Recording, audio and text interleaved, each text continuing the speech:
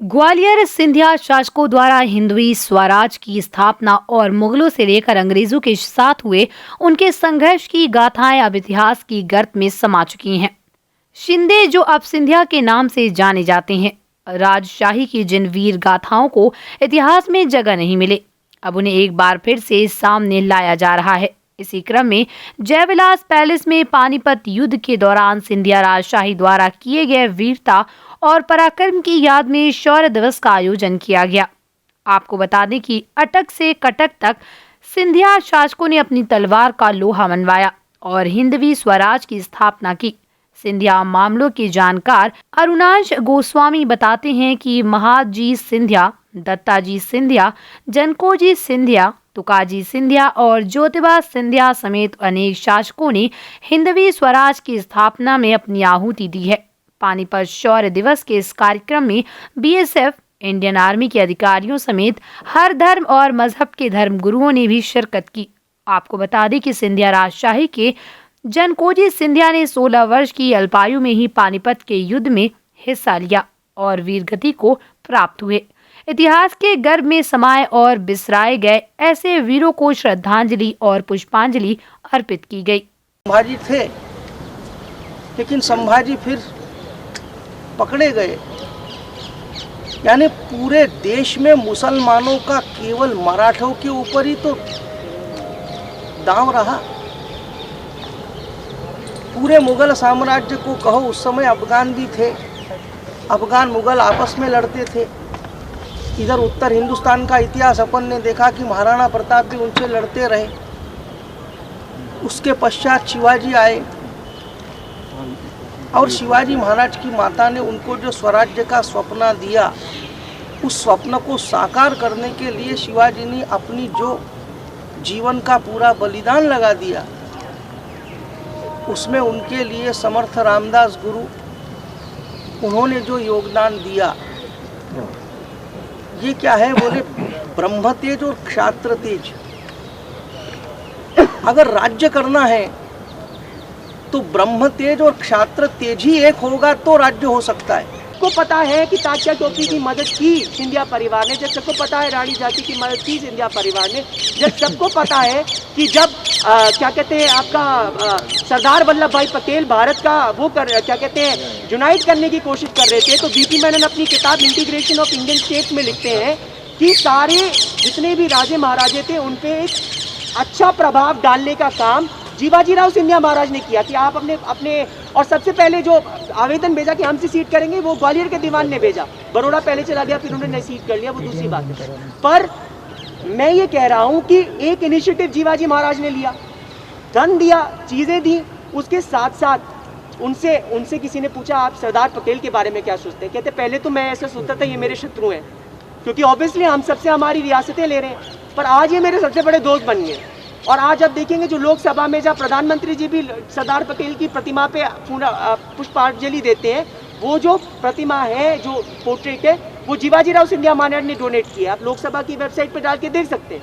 पानीपत शौर्य दिवस के दिन पे महल के द्वारा और सिंधिया परिवार के द्वारा 2 फंक्शंस का आयोजन शिंदे शाही सेंटर फॉर हिस्टोरिक प्रिजर्वेशन द्वारा किया गया था। वो 2 फंक्शंस जो हैं, हमने सुबह हमारी, आप जानते हैं कि हम हिंदवी स्वराज जो सिंधिया परिवार की तलवार से अटक से लेकर कटक तक एक स्थापित किया गया था, महाजी सिंधिया और दत्ताजी सिंधिया, तुकाजी सिंधिया, ज्योतिबा सिंधिया और जंकोजी सिंधिया, जो 16 साल के बालक जंकोजी सिंधिया जिन्होंने पानीपत में अपना शौर्य दिखाते हुए अनेक यातनाएं झेलते हुए 15 को उनको अफगानों ने मार डाला था, उनकी आत्मा की शांति के लिए भी आज हमने धार्मिक एक अनुष्ठान रखा कि लोग आएँ, उनकी आत्मा की शांति की प्रार्थना करें।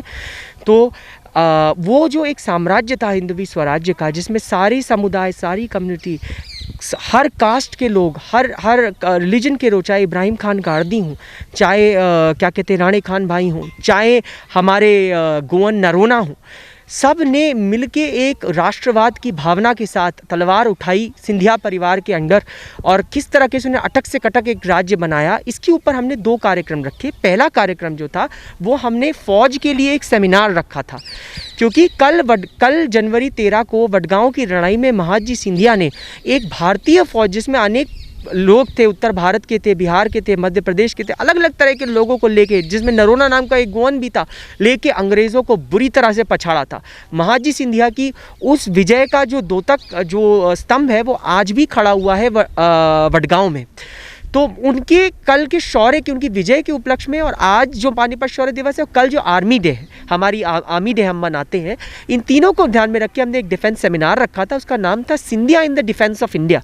उसमें हमारे पास हमारी भारतीय सेना क्या कहते हैं, सीमा सुरक्षा बल है, बॉर्डर सिक्योरिटी फोर्स, हमारी भारतीय फौज है, इंडियन आर्मी, और हमारी भारतीय वायुसेना के अफसरगण आए थे, और उनके साथ हमारा बहुत ही गहन चिंतन हुआ। हम किस तरह से भारतीय शिक्षण प्रणाली, जो भारतीय फौज की ट्रेनिंग होती है, उसमें किस तरह अपनी जो ग्लोरियस हमने अनेक 90 से ज़्यादा युद्ध राणोजी सिंधिया महाराज ने जीते, उसको किस तरह हम इंक्लूड कर सकते हैं, जिससे वो लोग जाने कि महाजी महाराज ने उस समय कैसे लाहौर पे अपना कब्जा किया।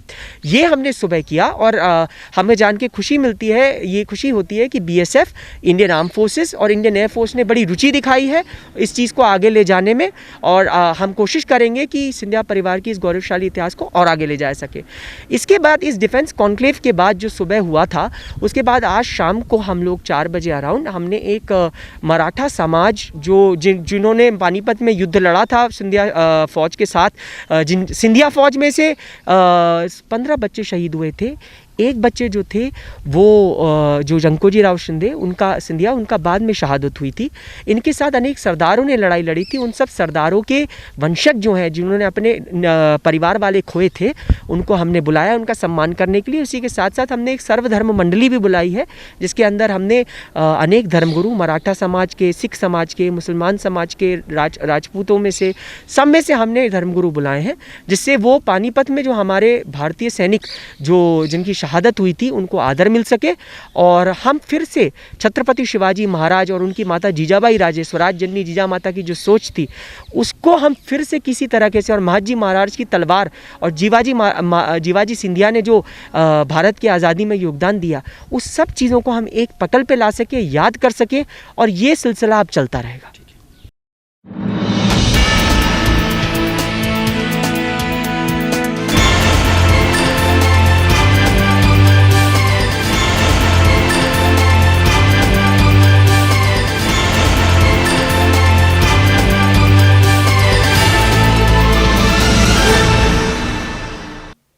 और भी रोचक खबरें देखने के लिए YouTube पर MP टुडे नेटवर्क को सब्सक्राइब करें, खबर को लाइक करें और बेल आइकन दबाना ना भूलें, जिससे आपको रोज नई खबरें देखने को मिलेंगी।